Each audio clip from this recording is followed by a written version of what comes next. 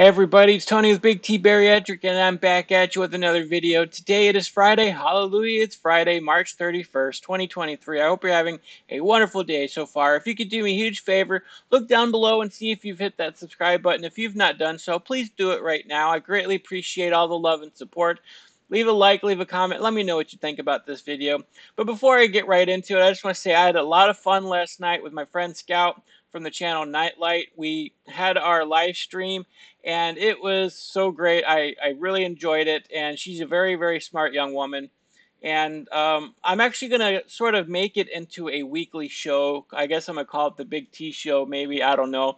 I still have to figure that out. I'm thinking like every Wednesday night I will do a show like that, a live stream show, and invite guests on to talk about different things. Scout might become a regular co-host. We're still working that out. But there were some issues with it because it was my first time bringing somebody on to live stream with, and I'm not so tech savvy, so I'm still figuring it out. But it was great. We had a good conversation. Also, I'm going to turn Mondays into motivational Mondays, and so I'm going to do more like success stories and stuff like that on Monday, and I think that'll be really great. I'm just trying to get some variety in there with my channel, change some things up. And I'm very close to being able to get a better webcam. So the way I do videos is about to change as well. And I'm trying to find a better editing software because mine only lets me upload videos that are a gig or less. And so a lot of these longer videos, excuse me, are more than a gig. And so that's why I don't have intros and outros and all that stuff added to them, because I can't edit them. I don't know how to do it without the kind of software that I was using before. So just keep looking forward to a lot of positive, good changes. There's a lot of people that want to do collaborations with me, and I'm going to do collaborations with them on their channel as well. Some fairly large YouTubers. So it's going to be really fun. I'm really enjoying it, and I'm glad that you guys like the video. So getting into today's video, what I'm going to do is another Dr. Phil episode. You guys seem to love these Dr. Phil episodes, and they generate a lot of good conversations. And this one is about somebody who lost 400 pounds and then gained it all back. So this should be very interesting. I just want to make sure everything is good. All right, let's get into it right now. David became the poster boy for extreme weight loss after he shed 400 pounds. But his makeover didn't last because David regained it all plus some. Today on an all-new Dr. Phil. He now weighs 648 pounds. I can't stop myself from eating too much. Voila, Pepsi. How is that funny to you? Now, his life is on the line. Food's not fickle, is it? It never calls you a name. It never throws anything at you. It just kills you. It's destroyed my life. I'm telling you, if everybody around you is buying your and sabotaging you, it ain't gonna change. Man, I'm just heart-wrenched. I was going into this with a different mindset, and then just seeing him cry over what he's done to himself. It broke my heart too. I mean, it's sad.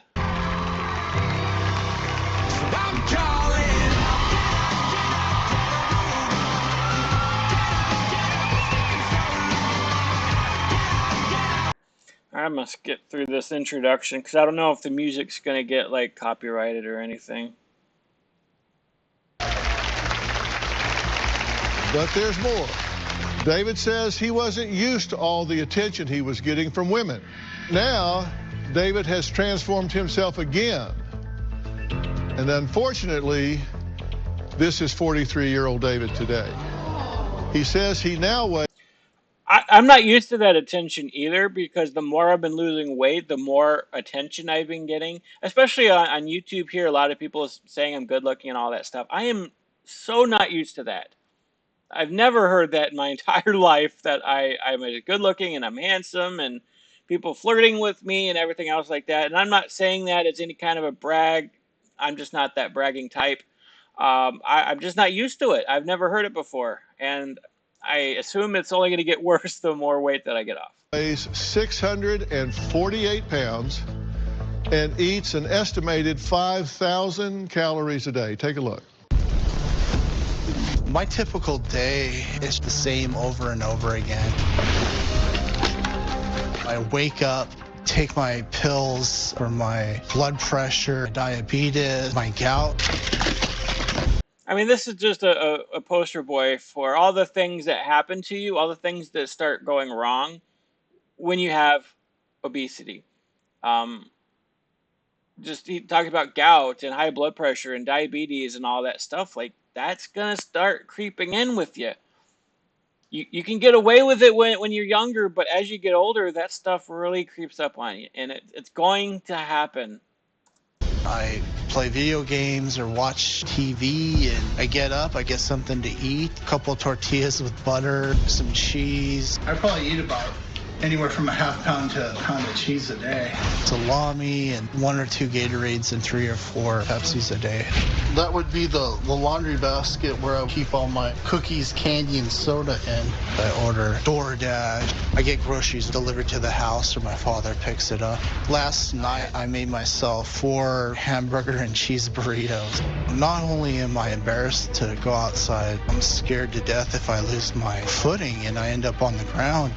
This guy reminds me a lot of myself when I was at my heaviest, just the way he eats, the way he has all these snacks hidden away, the way he just is constantly eating, ordering out DoorDash, playing video games, and even being afraid to go out and walk because he's afraid of falling down. Like, that was one of the biggest reasons why I didn't go outside and why I still have not gone outside throughout the winter to go for a walk. Now that the weather's getting nice, I'm thinking about doing a video probably next week of me going out for a walk. So look out for that. But yeah, at my heaviest, I don't go out in the wintertime because I am more susceptible to falling. I've fallen many times. And once you fall down, it's very hard to get back up. And it's just, it's a terrible fear. And so this guy is reminding me a lot of myself at my heaviest. And he's right around where I was at my heaviest too. I was a little bit bigger than him.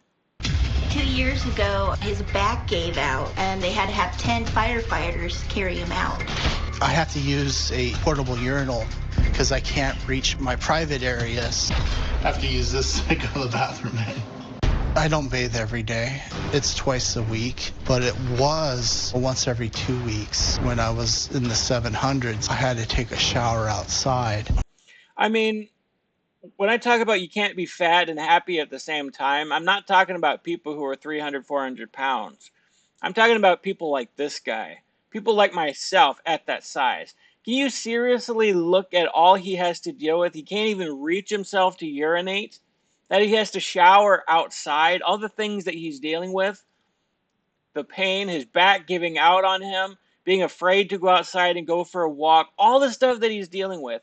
Are you seriously going to say that this man, it's possible that he's also happy at the same time that he's also that big and dealing with all of that? Really? Are you trying to convince me that I'm lying and that I'm wrong when we see it in this guy and every other person that we talk about when we do My 600-Pound Life, and even talking about myself who has been in his shoes? You're seriously going to say that he's happy, that he's not miserable? Even though it was embarrassing, to bathe that way, it still didn't stop me from finishing a whole pizza. Well, it was no easy task getting David here to Los Angeles. He's unable to fly and says he can barely sit for more than 15 minutes at a time. His father had to drive a van with David reclining on the front seat. Now, his sister Jen, who also struggles with her weight, sat in the back.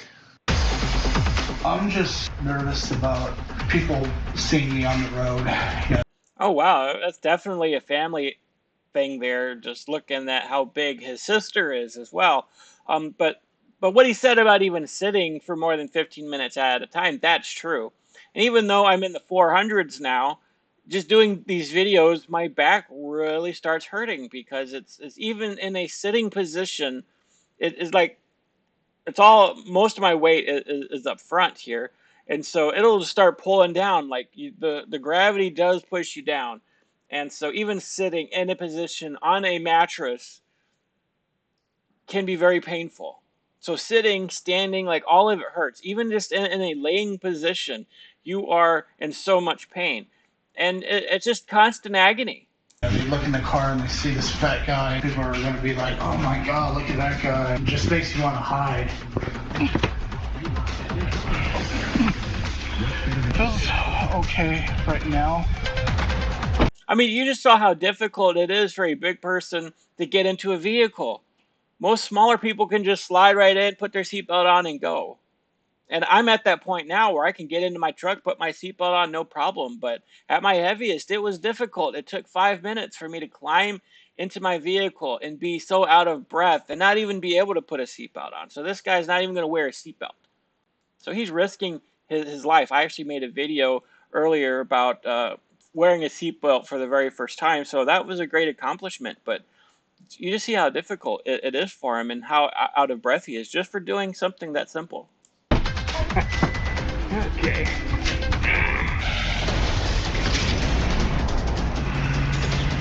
My back is very tight right now. My knees hurt really bad. I have a headache. It's a long ways to walk to the restroom. We're headed right now to get some lunch. Can I get a number 3 with a Coke? Supersize that.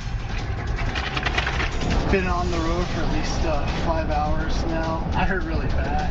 I'm trying to grin and bear it, just trying to get there without stopping that much. I'm not really hungry. I just need something to tie me over. Tough journey, but 7 hours of suffering or lifetime of happiness.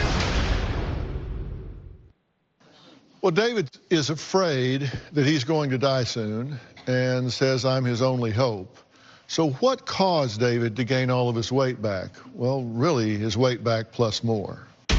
By 2003, I weighed 630 pounds. I reached out to a local news channel and they got me in contact with a personal trainer and we ended up at 229 pounds. Wow, he looks amazing after losing all that weight. I mean, just to get to that size and lose all that weight and feel amazing and then to turn around and gain it all back. I mean, that's the biggest fear of somebody my size. And they say the chance of success is 5%. And but that's my biggest fear is losing all this weight and turning around and gaining it back, as I've done so many times throughout my life. In 2008, I was a personal trainer and widely known because of my weight loss. And in 2009, TLC did a documentary about me. 3 months into his diet regime, and David had lost 100 pounds. I didn't know the show that I was going to be on was going to be called The 650-Pound Virgin. Well, I don't know how girls work or women work. It's a mess. After the show, I went back to closet eating. You know, I was this weight loss celebrity, and here I am gorging myself on Ben & Jerry's and tortilla chips. I ended up gaining my weight back and losing my job as a personal trainer. When I was that lower weight, people would always like, oh, you look so good, Dave. But in my mind, I felt like I wasn't good enough and disgusting. Man, TLC is very exploitive. Not even telling him the name of the show he was going to be on. Well, David, it's good to meet you. I'm sorry for the occasion. I'm just happy to be here. Yeah. So tell me, when you got down, what was your lowest weight? My lowest weight was 229 pounds. Uh-huh. And how tall? I'm 6'2". Okay. So at that point, did you consider yourself pretty fit cardiovascularly and lab-wise and all? Had you had a return to health in that regard? I had the perfect heart rate, everything. I was in shape. People thought I was a football player. Yeah. And how did you feel just in terms of the difference between how you feel as you sit here now compared to when you were working as a trainer, as you're seeing on screen behind me here? I'm trying to catch my breath. Yeah. I walked 50 feet. Right. So it's my health is really bad right now. Right. Now, Yeah, to go from being a personal trainer to working out regularly to building muscle and doing great to, oh, you just walked a few feet and you're just out of breath. And I bet in the back of his mind, he's like, I need to sit down. I need to sit down. I need to sit down. Like, that is that is extreme. Like, that's really, really bad. Most people don't know what it's like to be on your feet just for a few moments and walk a few feet at that size, unless you've been there. I mean, it's terrible. You're in so much fear. You feel like that you can't breathe, you can't catch your breath because all that weight is pressing on your lungs, and it's like running a marathon. And at the end of the marathon, and your body just wants to collapse out of exhaustion because it carried you as far as you can go, all that weight bearing down on every single joint, and your heart just pounding out of your chest because it's just some of the worst pain that you can imagine. And most people don't know what it's like, and it should be something that makes you decide you want to go the other way, but for some reason it just doesn't. In terms of your history, I mean, let's take a look at this. At 11, you were 190 pounds, and the average is 78.5. Yeah. So at that point, you're more than double. Why is that? I turned to food when I was a child, and that's how I got through a difficult childhood. And what was difficult about it? You know, I was molested when I was a child, and From what age to what age? from about 6 years old. It happened a couple times. And that weighed heavily on you, very understandably. Yeah, I didn't want to make friends anymore, and I just wanted to eat, and everybody would just pick on me, it seemed, the older children. Yeah, I mean, I've talked about my story before, and there's a lot of trauma that goes behind obesity, and people aren't willing to be sympathetic to that fact. Um, when you're going through that sort of trauma, you look for anything that'll make you feel good, and that can be food. Food is something that's readily available for most people, and even people who who live in poor households are able to get their hands on food and just splurge on it. And it just becomes a very toxic relationship with food. And then when you're the fat kid, you get bullied for it, you get made fun of for it, and then you have people telling you very unhelpful things and forcing you to exercise, forcing you to diet. And it's just a vicious cycle that goes around and round and round. And you just find yourself being unworthy of love, of attention. You grow up and everybody else starts dating and getting in relationships, but not you because you're the fat kid. I've absolutely been there. I mean, it's very sad and it's very scary all at the same time. What kind of things would they say to you? They would say hurtful things. They would just call me lard and hog and just throw things at me and just make me feel inhuman. Now, when that happened, this started happening at what age? I would say first grade. It got really bad. I ended up getting my arm broken from a bully at the new school that I came to, and I just became a punching bag, it seemed, for the older kids because I was so much taller than everybody. Here I was, just a little kid, and people were just beating me up. Right. And when that would happen, when people would throw things at you and they would call you names and really demean you, what would you say to yourself about that? I mean, honestly, what would you say to yourself? You believe it. You believe what they say. And so over the next 4 years, you gain almost 200 more pounds because at 15, you're 385. At 19, you hit 450 pounds. At 26, you hit 600 pounds. So it kept going up. At what point did you decide it's gone too far? Back in 2002, my mom died from cancer, and I was afraid to go to the hospital to see her. And I didn't get to say goodbye to her when she died because of my weight. In 2003, I said enough was enough. But then when you lost... That really breaks my heart. I didn't get to say bye to my dad because he died in a sudden accident at work, so I totally understand how he feels there. I mean, this guy's life just really mirrors mine, just the bullying, the sexual assault, the abuse, just on, and just finding food as the only comfort that you have. And just building a toxic relationship and just getting bigger and bigger, not knowing how to cope. And for him, he was able to use his mom's death as a motivational factor towards saying, this is enough, I need to go back the other way. And for me, my dad dying had the opposite effect. I went from being probably 100 pounds overweight to jumping to being over 600, maybe even closer to 700 pounds within 6, 7, 8 months. I mean, it was just, I ran to food harder than ever, and I just would not stop eating. Lost the weight and you got down into the healthy range. Yeah. Your internal dialogue didn't really change.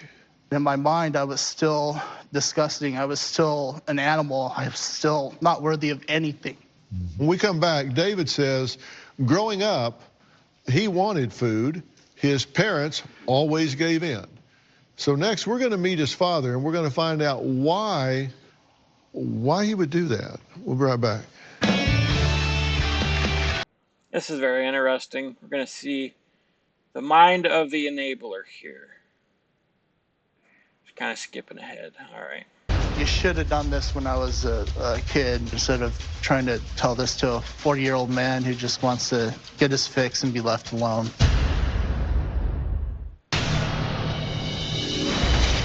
When David met his wife, he weighed about 375 pounds, and she was very thin. It was a mismatch. They had an agreement that he would lose weight or he would leave. David kept gaining weight, then they got divorced. David should not get a skinny girl ever again. Go with women that are heavy so they can work together, bond together, and lose weight. That's horrible advice. Finding a heavy person is a sign that they have the same problem that you have, and you're less likely to work on it together and get it figured out and go in the right direction. It's more like you're going to associate with that side of them, and you're just going to enable each other because you know you want the same things. If you're trying your hardest and you're working on your self-control, and then you meet somebody and fall in love with somebody who also has self-control issues, it's very easy to enable each other to go in the wrong direction. I mean, it was great that his ex-wife was trying to motivate him, saying, I'll marry you, all this stuff, you need to keep losing weight, I'll support you. But when he turned around and went in the opposite direction, it breaks my heart that she felt she had no other choice but to divorce him because of the problems it created in the relationship. They were probably not even able to be intimate any longer. And it caused fertility issues and health issues. And she was watching him die, and she didn't want to sit there and watch him die. So I don't blame her for leaving. As much as it breaks my heart and I would hate to be in that situation, and I know I'm not going to be in that situation in the future. That's why partially I'm sort of waiting to lose the weight before I put myself out there and get involved in a dating situation, because I know the complications that dating and being in a relationship right now would bring. So I'm thinking by the summer I will be ready to put myself out there. I still want to get another 100 pounds off by then, and we'll see where that goes. Lord willing, I will find somebody and go from there. But yeah, this is, people keep slamming me and saying, oh, you're going to wait until later to be happy, like as if I'm not happy right now. It's like, I know the complications that I would bring to a relationship right now at my current size. I want to be in better shape, and there's absolutely nothing wrong with it. I'm not delaying happiness. Yeah, I feel kind of lonely. I wish I had somebody in my life right now, but I want to be the best person that I can be, and I don't think I can be that right now. But if somebody came into my life right now and was willing to accept me as I am and saw that I was working hard and sees that light at the end of the tunnel, that I am going to get there, and is willing to, be with me at this present time, then that's great. I'm not going to say, no, I can't date you. I'll date you later. But I don't know. That's just kind of where I'm at. I don't want to put her, somebody that I love, through all of this that I deal with. I don't want to put them through that. Together. Well, almost 10 years ago, David became the poster boy for extreme weight loss after he shed 400 100 pounds.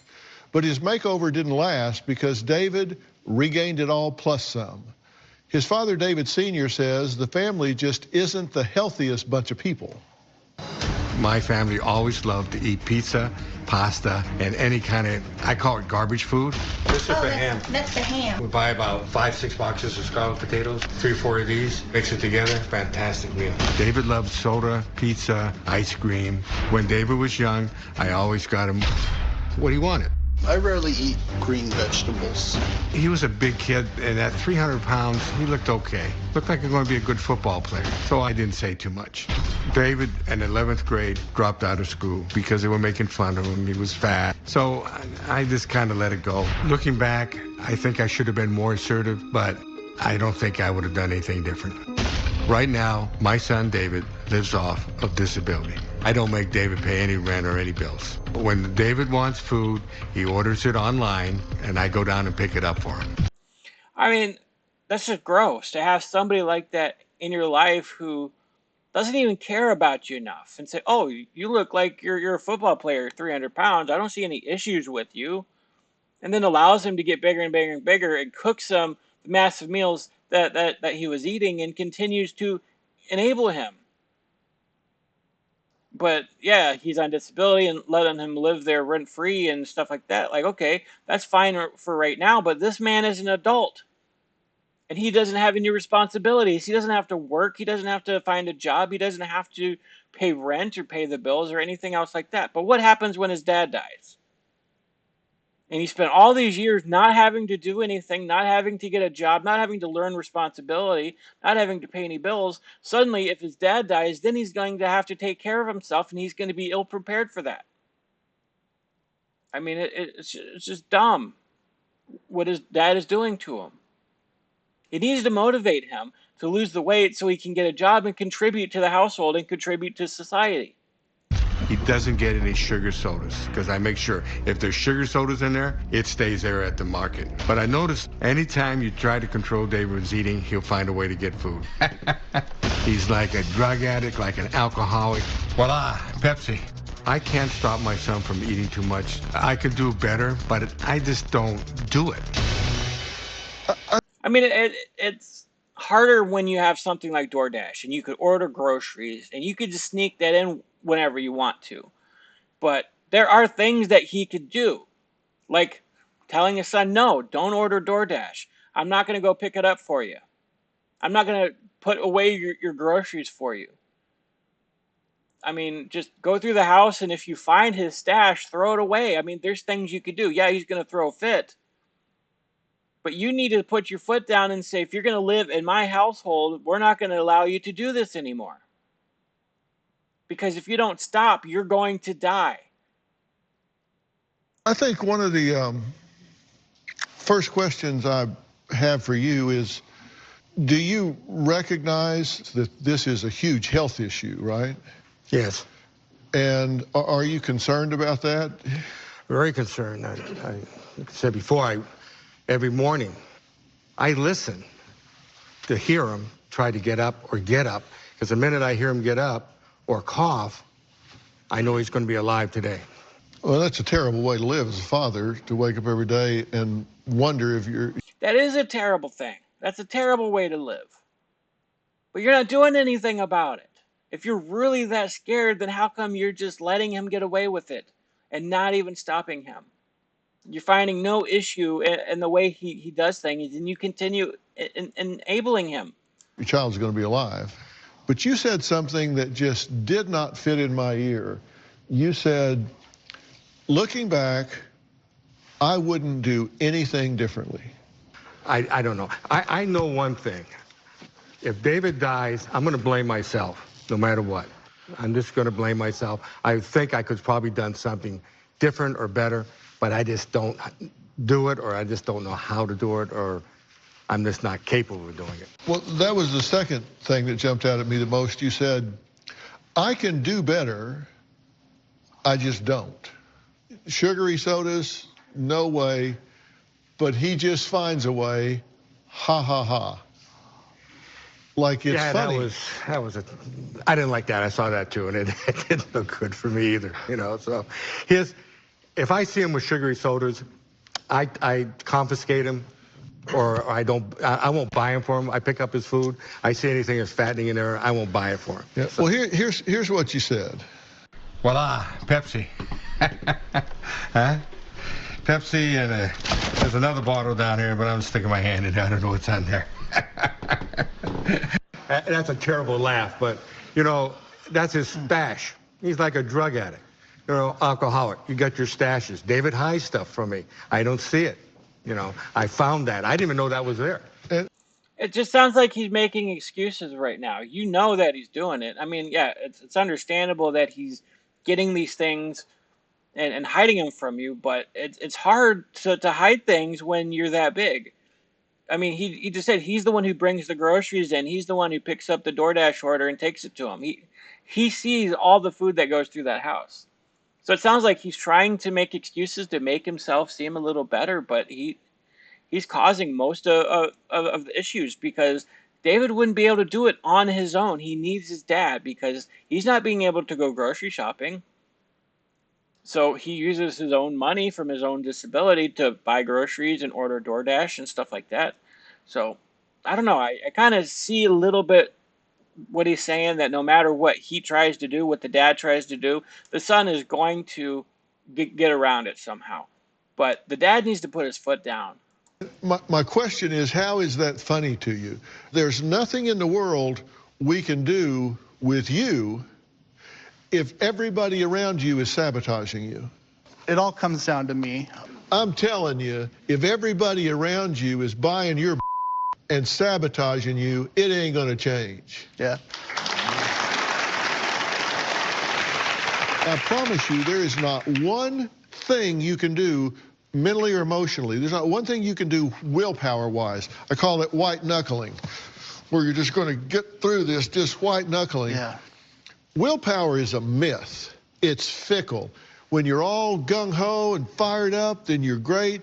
The time that you need to be on task is when you don't feel like it. When you don't feel fired up, when you don't have the energy to get up and do the things you need to do. Yeah, I talked to so many people after doing this channel. I've met so many people, and a lot of them tell me, you know, hey, I'm doing really great on my diet, and they keep me up to date on that. And then all of a sudden they'll tell me, oh, I'm just going through a lot of stress in my life right now. I think I'm going to put my diet off, or I think I'm going to put my exercise off. And it's like, that's the time when you need to be focused on that even more, because then you're giving yourself the excuse not to keep up with a diet, not to keep up with an exercise, because there's so much stress going on in your life. And let me tell you, that means that you're trying to use food as a comfort. Food's a comfort for you. So if you're going through so much stress and you decide you're going to go off your diet because you're just having a difficult time, what are you going to use to comfort yourself? It's going to be food. It's not the diet that's adding stress to your life. It's your need for comfort food to make you feel better. And before you know it, once you start gaining weight again because you've gotten off your diet, what's going to happen? Your weight gain is going to add to your stress. It's going to add to your problems. The less better, you're not going to feel good doing that. You're going to feel shame. And as you gain weight and the health problems start piling up on top of that, you're just not going to feel good. You're going to be more miserable as a result of that. So if you're going through a stressful situation, that's not the time to give up on your diet. That's the time to push forward even more.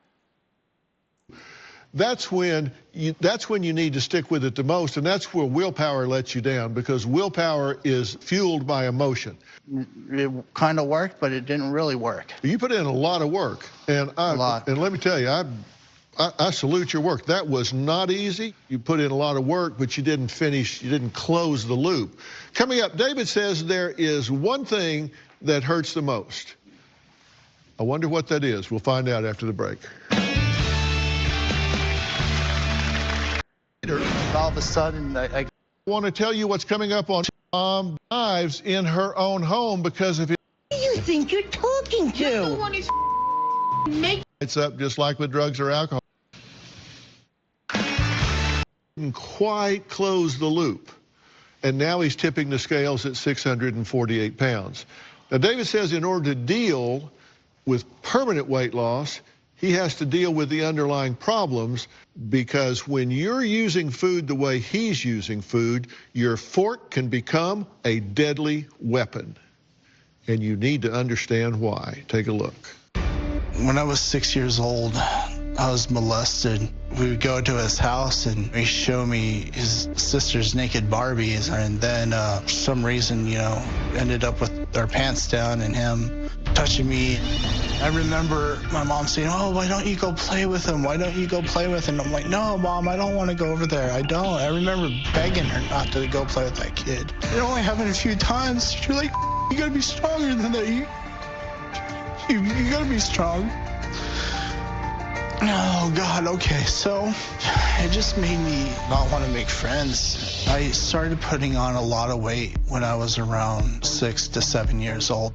Growing up, at first, a lot of the bullying was physical. I get kicked, punched, objects thrown at me. I remember one time even dog crap was thrown. I'm still thinking about doing a video on the connection between sexual assault and obesity, because that connection is there. Like, a lot of these people who become 600, 700 pounds, like myself, we went through trauma, and somehow it just led to us finding a coping mechanism, which was food. And I already sort of explained that before earlier in this video, but I want to do a deeper dive on that. Thrown at me. Then when I got older, names and laughter, and I just started, I'm just gonna eat. I don't want to make friends. I just want to eat. Even though it wasn't good for me, it just made me happy, I guess. Yeah, I often explain it as that toxic relationship. You're in a toxic relationship with somebody, you are addicted to that person, knowing, even though they're hurting you, they're being narcissistic, they're abusive towards you, you're addicted to that relationship, and so you keep going back to them, and they hit you, and you just go back, and they hit you again, and you keep going back, and it's just a very dangerous thing, knowing that at some point they're probably going to kill you if you stay with that toxic relationship, but for some reason you just can't break away from it because you get something from it. Maybe you're insecure about yourself, or you're afraid of being by yourself, and so you just keep running back to this person who promises and says, "Oh, I'm going to make it all better, and I'm sorry," and you get that little bit of comfort, but then later on, what happens? They hit you again. It's just very, very toxic. Food's not fickle, is it? It never rejects you. It always comforts you in the short-term time frame, right? Yeah, it's I mean, yeah, that's spot on. It doesn't reject you. It's always there for you. It always gives you comfort. It's the only stable thing that you have in your life, because everybody else has hurt you. Your parents have hurt you. Your friends, so-called friends, people at school have hurt you. Every time you go outside of the house, you get made fun of and bullied and teased and picked on. And so the only comfort that you have is that one thing that makes you feel good. And so you keep running back to it often and more often. And even as you're getting bigger and you realize, oh, wow, this is hurting me, you just keep running back to it. I think I'm going to stop it right here for the day. It's right at halfway through. So this is going to be part one. I'm going to tackle part two probably tomorrow. I don't got anything going on tomorrow. So this is very, very interesting and very sad. I feel sorry for this guy. But yeah, this is a very good look at my own life leading up to me deciding to get weight loss surgery. But anyways, I hope you have a great rest of your Friday. I love you guys, and God bless you.